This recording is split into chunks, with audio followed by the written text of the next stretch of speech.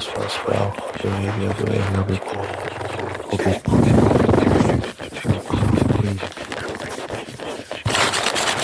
You're doing good. You're doing great.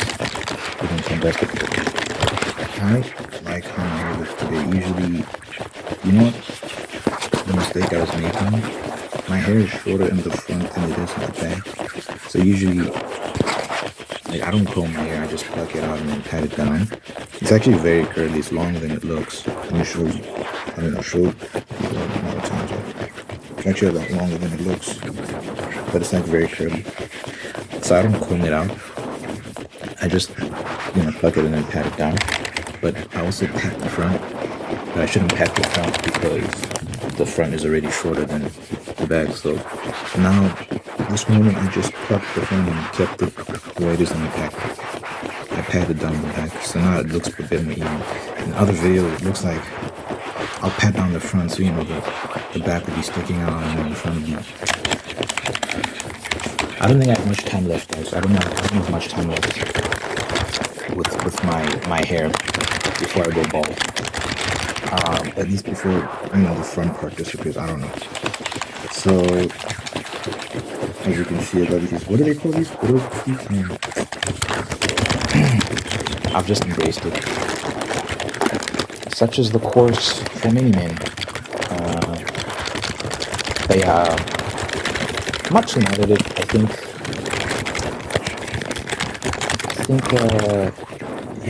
if that happens, I'm trying to think.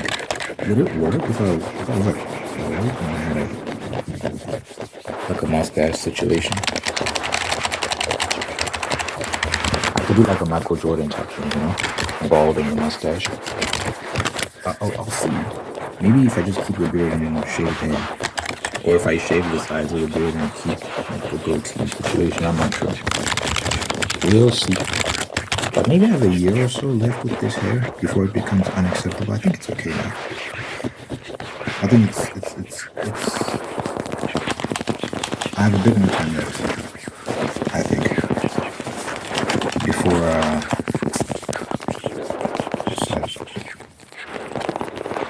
it's just there's nothing going on with it. It's just it's clumps. It's not. I think I have a year or two left before I have to start making those decisions. And then, you know what I'm gonna do? I'm not gonna go to the barber. I hate the concept of going to the barber every week, paying God knows how much money for this person to cut your hair constantly, and they always want to talk. They won't just cut by it. They always want to talk, and sometimes you have to wait while they're cutting someone else's hair. It's a mess. So I'm gonna get my own clipper, and I'm gonna cut my hair pretty much every day. Just every morning, so I can maintain the bald look. Because you don't want to have hairs, stubble on your head. Ugh.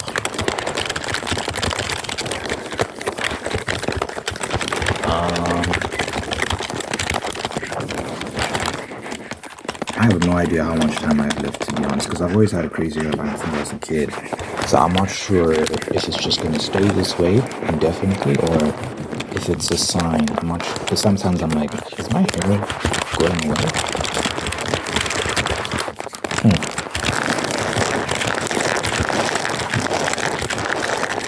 These are the things men have to do a lot of men think about. Oh my gosh. I think it's something to do with testosterone. Why do men go bald? I mean, I guess it's not. God, these people keep emailing me. The people that service the car. Anyway, why do men go bald?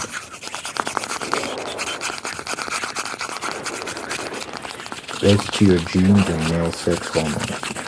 It usually follows a pattern of receding hairline and hair thinning on the crown. So my hair's not, it kind of is.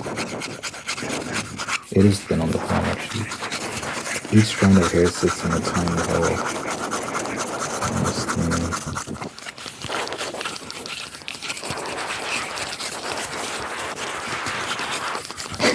Why is it they're always trying to scare you? So listen to this. So I'm googling why do men go bald, and then they're like, oh, coronary heart disease and enlarged prostate or prostate cancer, diabetes, obesity, and high blood pressure. My gosh, bro. If I was one of these people that like took that shit seriously, I'd be like, oh my god, I got cancer. I've had a crazy hairline. Well, I'm not gonna say it's crazy, but I've had these little peaks since I was a kid. You know, I remember like I was 6 years old, and yeah, I look like Vegeta with these V-shaped hairline. So yeah, I think it's just genetics. My dad hasn't gone bald. I think they say your mother's side determines that, if I'm not mistaken. I'm not sure if that's true or not. I could Google it. There's your mother determines to go bald. There's your mother.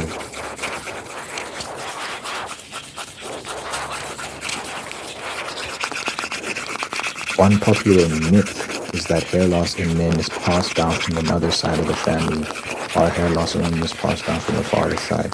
However, the truth is that the genes for hair loss and hair loss itself are actually passed down from both sides of the family. So, I don't know.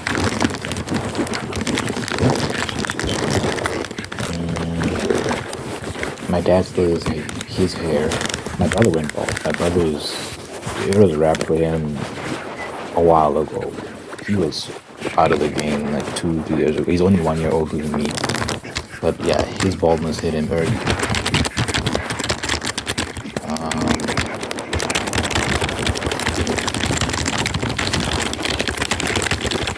So I don't know. We'll see. Stay tuned. Bloodborne updates. I'm having a hard time, guys. I really am. And I'm like, I don't know if it's sustainable. Because it's like, it's not fun anymore. I keep dying. I think what I'm gonna do is level up. So I think I'm just gonna keep killing monsters, gaining XP, and then going to the hunter's dream and leveling up and doing that constantly until I'm strong enough to just kill the boss I'm stuck at easily. Because it's getting to the point where it's kind of exhausting. Like I'm like, why am I doing this to myself? This is not enjoyable. Doing the same thing over and over again, just dying. So I was just thinking about it, like, what can I do? And I was like, oh, maybe I can level up. I used to do a trick back in the day, right? Level up, and then beat the boss easy. With certain games, that's what I used to do. I'm sure they still do it. I just haven't played a game like this in a long time. I don't play a lot of RPGs, to be honest. Well,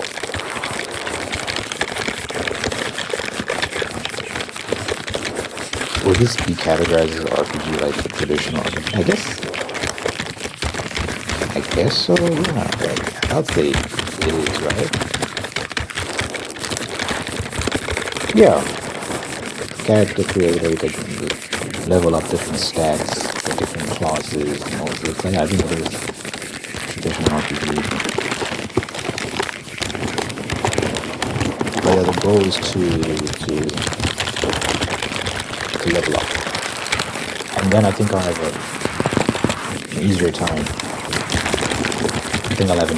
If I level up, and we'll see. I just want to have fun, man. I'm not interested in, because part of it is pride. Part of what keeps you there is pride. That I have to finish it. Like I don't want to quit. And it's like, whoa, like why are you playing this game if you're not enjoying it?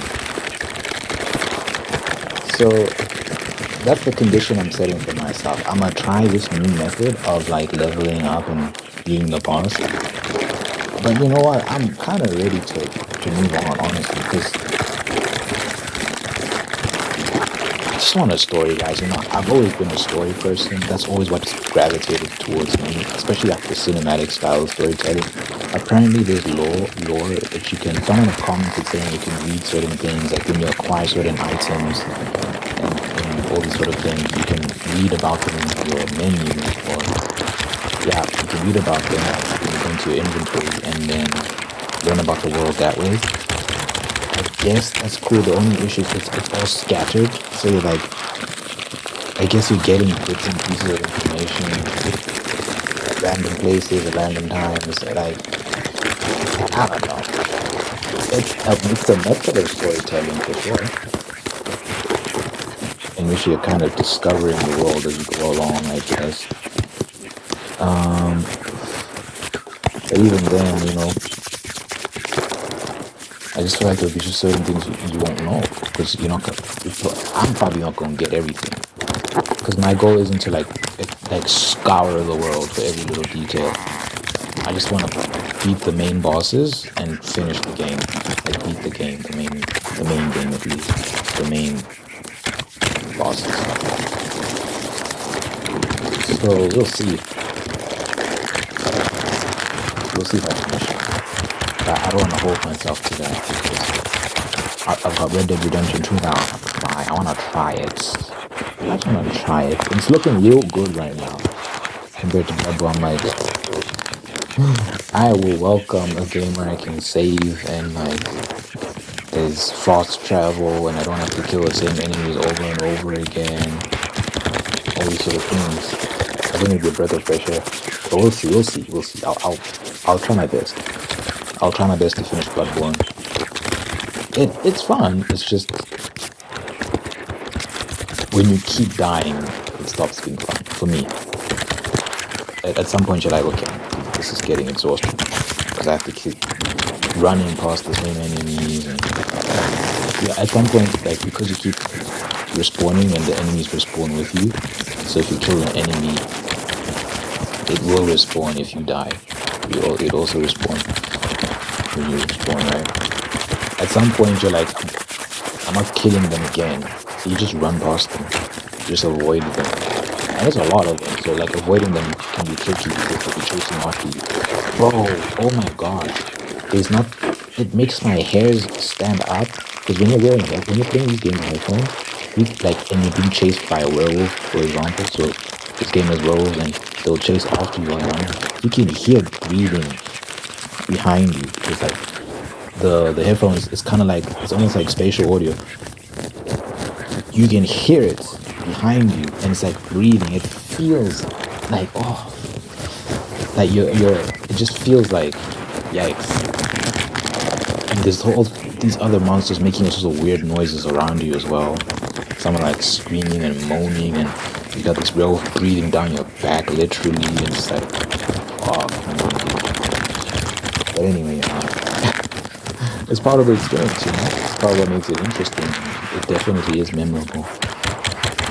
So we'll see if I beat it.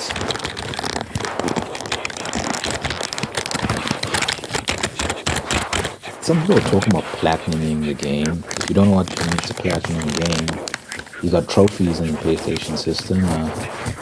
When you achieve certain things in the game, certain feats, for example, kill 50 enemies with a particular weapon, you get a little notification saying you've unlocked this trophy. You can rack up trophies, right? And if you get all the trophies in a game, you get the platinum trophy. But these games will have hundreds of trophies. Sometimes, it depends on the game. Some games have more, some have less trophies.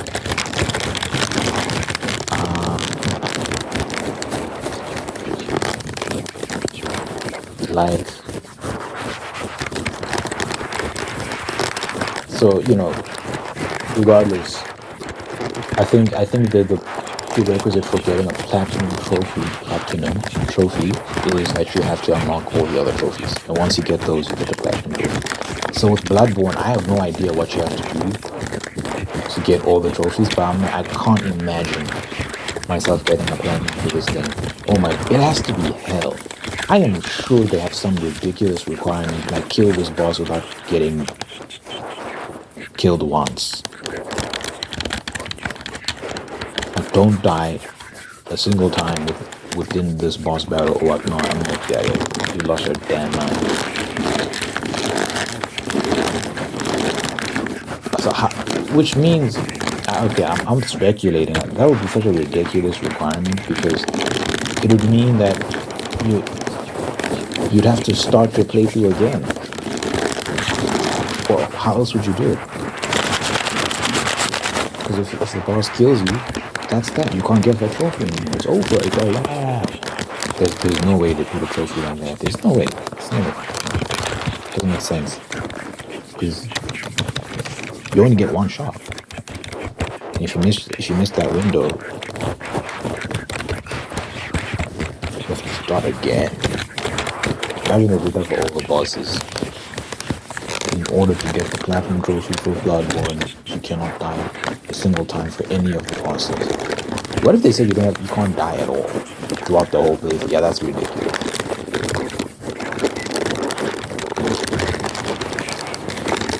The whole point of the game is that you die and revive and die again and revive. So to say you're not allowed to die is ridiculous. Let me Google hardest trophies for Bloodborne. I think I'm going to see something very shocking. Hardest trophy for Bloodborne.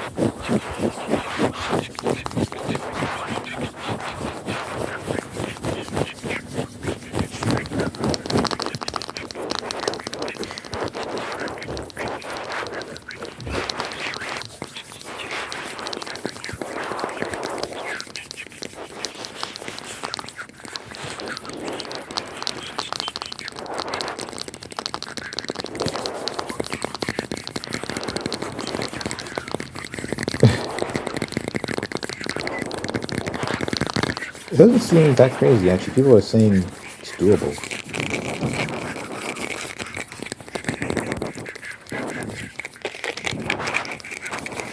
Yeah, I don't know.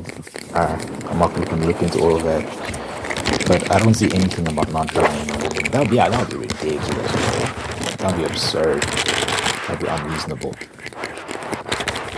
I'd never in a million years subject myself to such nonsense. Anyway, we'll see.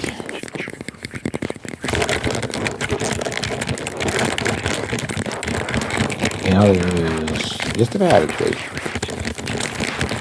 great writing session. Oh man, I hope I finish this book. You know what I hope? Because, I put up my poetry book and, it's doing okay, I guess. How many sales are it made? I think, let's look. I think I sold 30 something books so far. Maybe 30 exactly. Last time I checked it was 30. Maybe I can have one or two things. Yeah.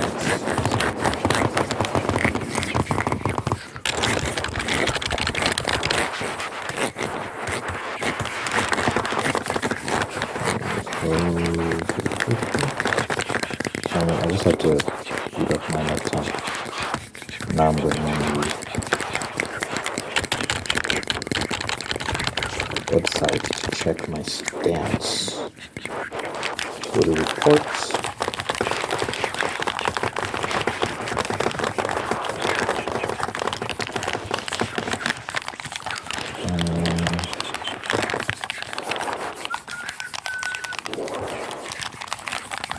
Life 32, not 31. 31 should have gone up one since the last time I checked. Not that one person. I'm hoping, look, it's a hope that, the book last book was a poetry book, so maybe like people aren't into poetry. I'm hoping that if I finish this novel and I publish it, it'll do better. We'll see. People are like, it's a story, it's a novel, so I'm more likely to purchase that. I'll probably make it $1 as well, just to make it accessible. and then we'll see. People buy that. I wish, dude. I wish. It'd be so nice for it to sell. Imagine, imagine all I have to do in life is write. Just get things right. Yeah, well, if life was that easy, we'd all be bored and we just do what we want. So the goal would be to put that out. We'll see how it does. If I can do better than the poetry book, that would be nice. We'll see. And then put out another one, and put out another one. I actually have an idea. I have to really manage myself because my mind just goes in all sorts of places, and I get really excited about all these ideas. But I have to maintain discipline and be like, you are writing a story right now, so finish that first. But yeah, I do have an idea for the next book I'd like to write after I'm done with this one. But we'll see. The main focus is on this one right now. Enjoying the process, not just getting it done, but enjoying the process, really having fun with developing these characters and developing the story. And then once I've done that justice and put everything into that, and then I'll do that, then I'll move on.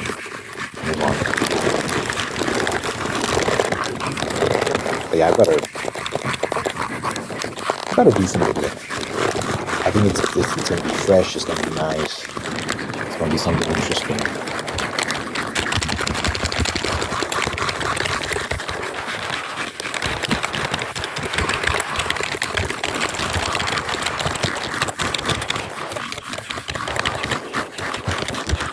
By the way, I'm thinking these past couple of weeks, I've just been trying really hard with regards to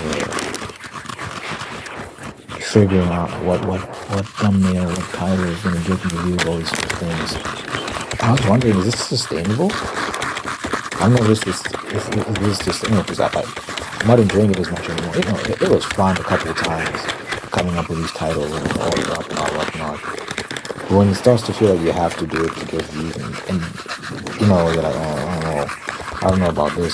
And also, it's not working as much as it was before. So I think it's run its course. I'm not sure. It's hard to tell from YouTube whether it's you or the algorithm is just because the algorithm on YouTube does change a lot. So what was working before might not work now. So it's hard to tell sometimes whether it's just people are just tired of the gimmick. I do think it is a gimmick at the end of the day. I'm not sure if people see it as a gimmick or whatnot. Just these funny titles. It's hard to tell if people are just like, we're done. Or if it's just the YouTube algorithm also acting on it, making it hard for people to see, to be exposed to. I'm not sure. Either way, you kind of have to switch up. You have to switch up and try something else to attract people. Whatever the reason may be, I think you have to adjust. So I'm gonna try a more laid-back approach.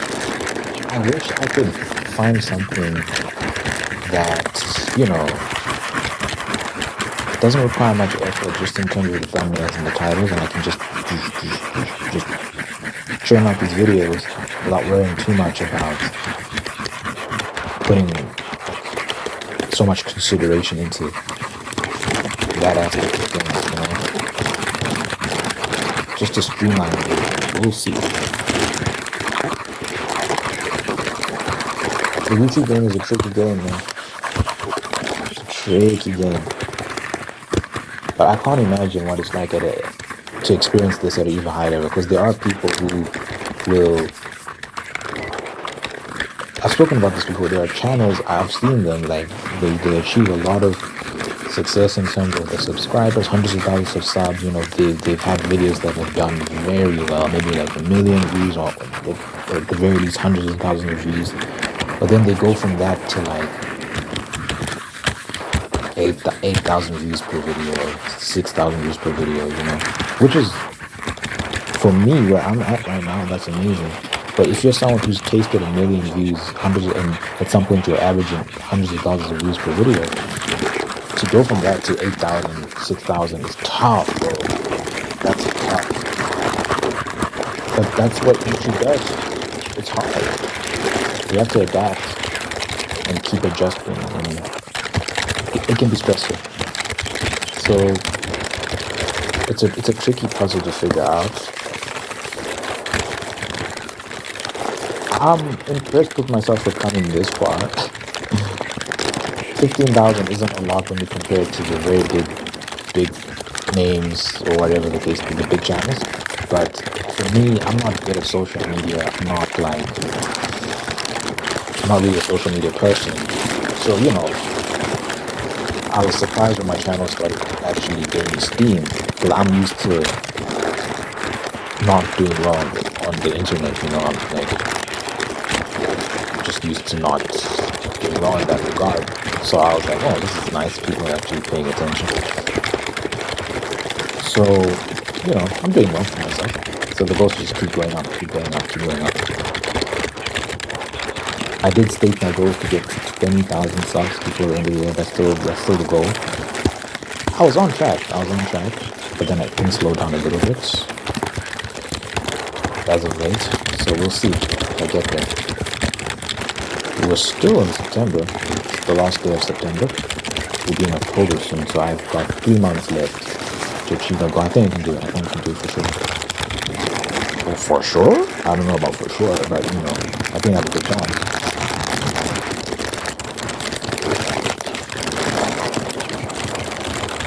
I think I have a decent shot at that. But we'll see. I'd have to actually do really well, though. I'd have to get some videos that do really well. Like a couple of videos to do really well, and then I can get to that point. So I just need to figure out and help me get there.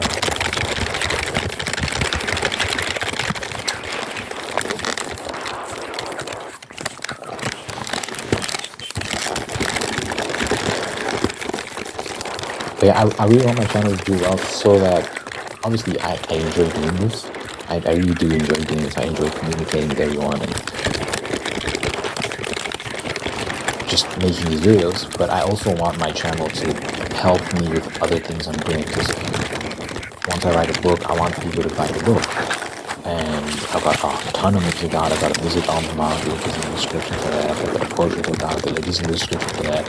All these other things I'm doing, I would love for the channel to help with those. So the audience can, at least some of it can transfer over to those things as well. That'd be great. That's my hope. So that's part of the motivation. It's a large part of the motivation to grow on the channel as well. But yeah, obviously, if I was to become successful on all these other ventures, I don't think it would mean that I just stop uploading on this channel, so I can focus on those things. And I think part of what I like about this channel is that I get to engage with the actual audience of people and share whatever I'm thinking while I'm doing these ASMR triggers, and it's fun. I really do enjoy it. I think I'll stop when I stop enjoying it. The moment I stop having fun with it, I think that's when I'll be like, but I don't think that day will come. If I'm being myself, if I'm just doing what I want to do, I think that day will ever come. I can see myself doing this at 90 years old, a 90-year-old ASMR. Cramps.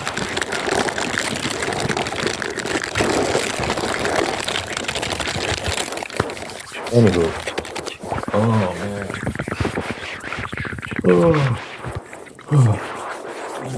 Wow. Okay. I think that's the end of the video. That's the end of the video. Leave anything in the comments. I'd like to pray at the end of all my videos, dear Father God, those individuals watching so now, thank you for making them holy, making guide them with all those peace, prosperity, and purpose. Thank you for blessing this person with a wonderful godly life, for love them, take care of them, bring their service out of them. And thank you for maintaining the ones that have yet to do the same thing. Thank you for blessing this person with love and marriage and sustain their love and marriage and make him very, very, very happy. Thank you for blessing this person with the spirit of gratitude so they can give thanks for wonderful things in life. And by giving thanks to God, please continue to attract even more blessings. Let your presence be felt in this person's life so that your body, show that your love and marriage can be there for them. Good health, long life, and happiness of this person. We really care about you. In my name I pray. In Jesus' name I pray. Amen.